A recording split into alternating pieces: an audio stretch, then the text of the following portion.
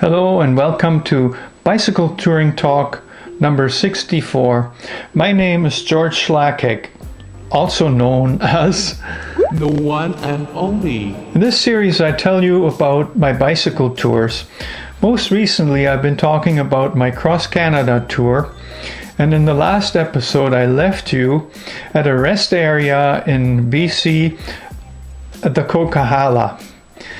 I had met a cyclist from Japan, and even though I wasn't planning on spending the night there, I ended up doing that so we could hang out a bit more, and it was also really too good to pass off because I was inside a building. Now the night there, it started off really good. A good sleep on a wooden bench with an air mattress and sleeping bag, but I woke up in the middle of the night because the place was mice infested. I had a mouse crawling on my face, can you imagine? Well, that woke me up and it kept me awake for quite a while. So there was the spoiler. Early in the morning I had a sandwich for breakfast, a little chat with Tao, the guy from Japan who was taking his time. But my goal was to get to Penticton by Friday night, and it was getting tight. I had made a plan to meet Barbara in Penticton on Friday, and then we were going to spend a day or so just relaxing. And then we were going to go on the KVR together. Barbara was going to join me for part of the ride, which was really exciting. Now, in order to get to Penticton, at this point, I had to find the KVR, the Kettle Vally Rail Trail. I had never intended to ride on the Coquihalla in the first place. From Hope on, I was hoping to ride on the KVR the entire way. That hadn't worked out. So this had me a little bit worried now because, you know, if I wasn't going to find this trail, then the only way the Coquihalla goes is totally out of the way. It goes toward Merritt, which is, it's nowhere near Penticton. So that morning, I had to make an extra effort to find the KVR. The first 11 kilometers or so, they went really fast. It seems like it just started and I already got 11 and some odd kilometers on the clicker here. I'm still on the Coquihalla. I'm looking for Brookmere station, from where there's supposed to be an actual trail and from where I really don't have a choice but to take the trail if I want to get to Princeton and Penticton. And then I slowed down just to keep my eyes out. At one point I was able to see down the hill, and like way down below there was a little bridge that looked like, yes, this was a rail line at some point. So there was no doubt in my mind that this was the KVR. It was here, and I was assuming that it was more or less parallel to the highway. So I thought, well, the next opportunity I find, I kind of got to get off this expressway and then, I'll find this trail. At one point, Tao passed me. He had no problem with his navigation because he was sticking to the main highway. Different story there. But for myself, the first opportunity I had to get off the highway was basically a gravel pit. And it looked like there was a trail connecting to it, and so I took that exit. Looked around the pit, and the only trail that I could find didn't look good. It was way too rough for me to follow. I can't ride this. Look at this. There's big rocks like footballs and pipeline crossing and trees growing and stuff. Way off in the distance I saw a deer looking at me, just frozen. Can you see it? Oh, they're getting nervous because I'm here. Well, so much for finding this trail. I'm in a gravel pit here. What can you do? I gotta get back on the highway, but I don't know if I'll ever find it. Like, if I have to go to Merritt, I'm like way out of my way, then I gotta totally get reoriented. But I guess there's still hope. That's where I came from yesterday. So this little excursion was nothing but a waste of time. Now, the KVR is known to many cyclists, is often promoted as a bicycle trail, but there are parts of it that are just not suited to it. Again, I was back on the Coquihalla looking for an exit that would actually take me onto this trail, and I was getting nervous. What if the trail was like this the entire way to Princeton and Penticton? There's no way I could get there by Friday night. Finally, I found the exit for Brody Station. There was a road toward Brookmere. It was indicated. I turned off here. It's the Coldwater Road. It says Brookmere, 10 kilometers. Brookmere is Brookmere Station, where I'm supposed to be on the trail. And I'm stubborn. I'm not giving up. And Brookmere is a little town or village that was part of the Kettle Vally Railway. The most simple way for me would have been just to take the road. But I knew there wasn't going to be a road all the way, so I was looking for the trail right away. Number one, I wanted to get a feel for what it's like, and there was still doubt in my mind that there actually was a trail that I could ride with my bike. So, first opportunity, I want to say it was maybe about a kilometer in or so, I saw a turnoff on my right, and it was a gravel trail. I checked it out, and only a few hundred meters down there was an old metal trestle. So I figured, hey, that's the Kettle Vally Rail Trail, and it was actually in rideable condition, if a bit rough. Well, finally I'm on the Kettle Vally Trail. Not that there was a sign or anything, but see, when I see a bridge like that, then I kind of know that it had to be for a train. So yeah, it'd be awesome if it was all the way through. Anyways, I went on it and I followed it for probably the better part of half an hour, maybe even longer than that.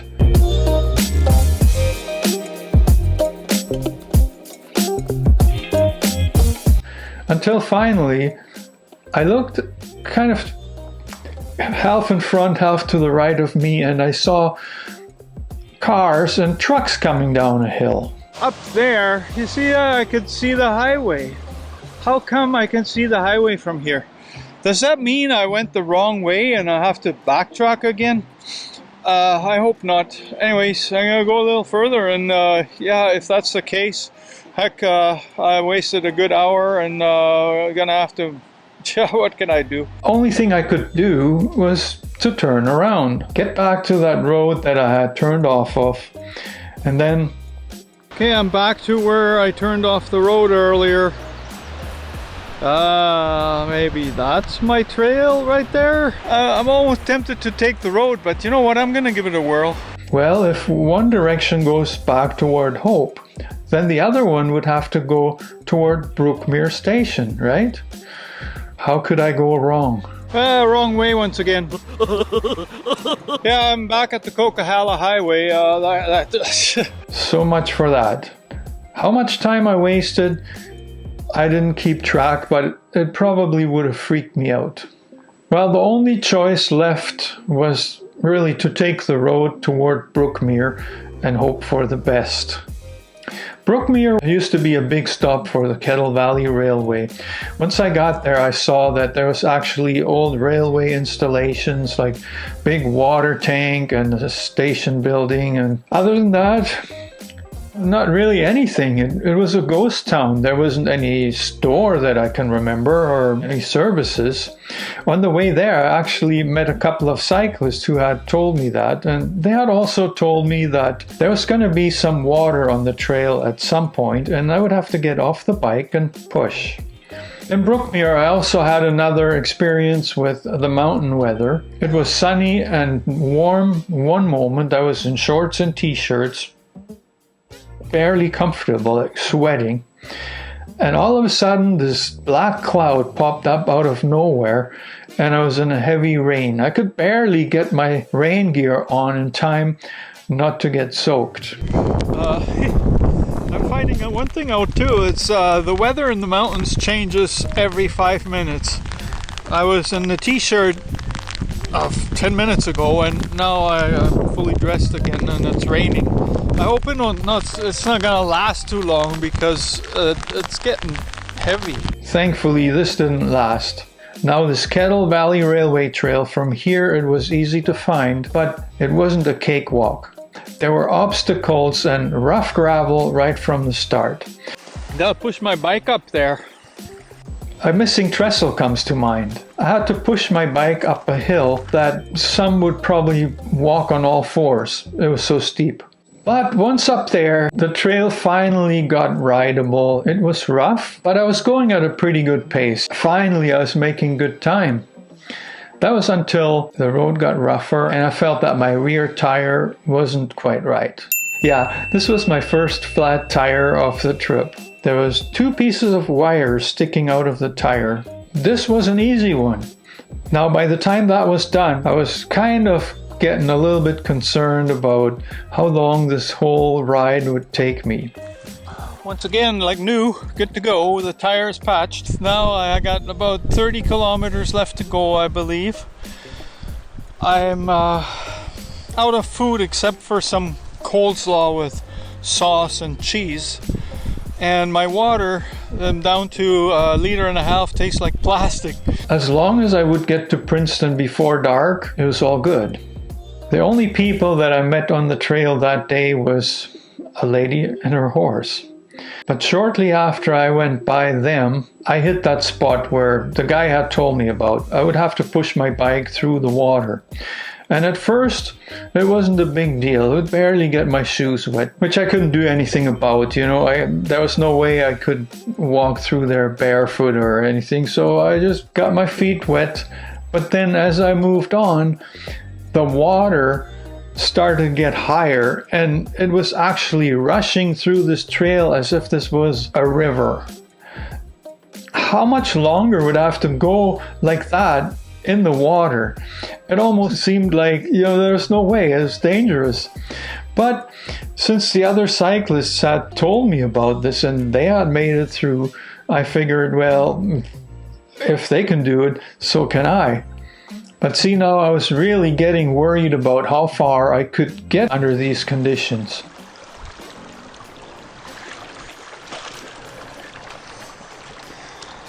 So I think I'm being challenged today.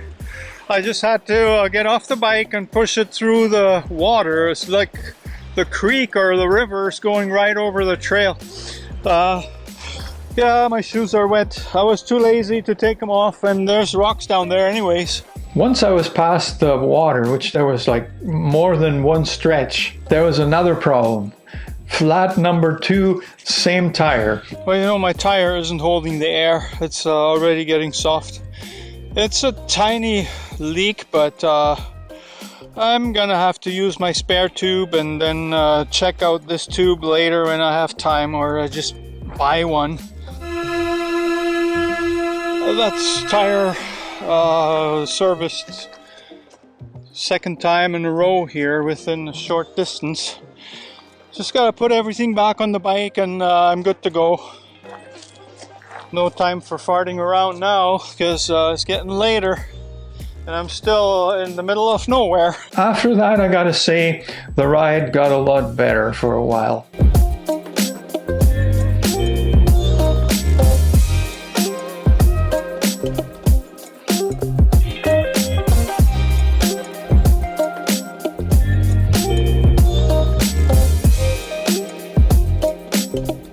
It was along the Tulameen River. Then I passed the villages of Tulameen and Colmont. It was already late in the day. It was actually, I don't know what time it was, must have been past 6 or even 7. Especially in Colmont, I saw there was a little store there and there was a hotel. I was so tempted just to go there and check it out, maybe just call it a day, because to be honest, I was tired. Then again, I thought of my deadline. It was a considerable distance from Princeton to Penticton. So if I wasn't even going to make it from that rest area to Princeton on this day, how could I possibly hope to make it to Penticton the next day? it would be impossible. So I went on. After a short while, the trail got so rough that I could barely ride it. There were rocks this big on the trail, and I tell you, it's a wide trail, it's a beautiful trail, but I think what happens is that mostly ATVs use it, and they have big tires and they go faster than they should, so they stir up the gravel and it gets all mixed up. So it's no longer good for cyclists. I know many of you might be interested in riding this KVR because I get questions about it a lot.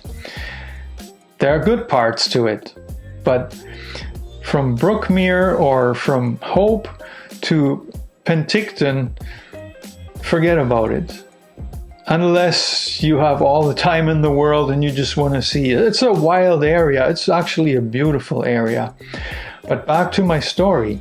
I was determined to get to Princeton, so I was just going like stink. Yeah, so here I am. It's not dark yet, but getting there. And according to my odometer, I should only have about 10 or 12 kilometers to go to Princeton.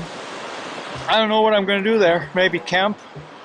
Maybe even find a cheap motel. Eventually, I hit a couple of tunnels, and then the last one of it, I think it was the second one, there was electric lighting on it and pavement. It was smooth for a change. After like having ridden most of the day on rough gravel, I was rolling. It was so smooth. This was the first sign of Princeton. Minutes later, I was in town. Then I was on like a main highway that leads into town.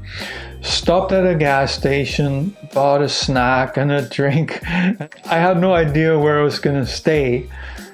So at first I was considering maybe there's a place to camp. And I actually asked the clerk, like, do you know where I could camp here? Like just stealth camp? And he just looked at me like, no, buddy, I don't think you can.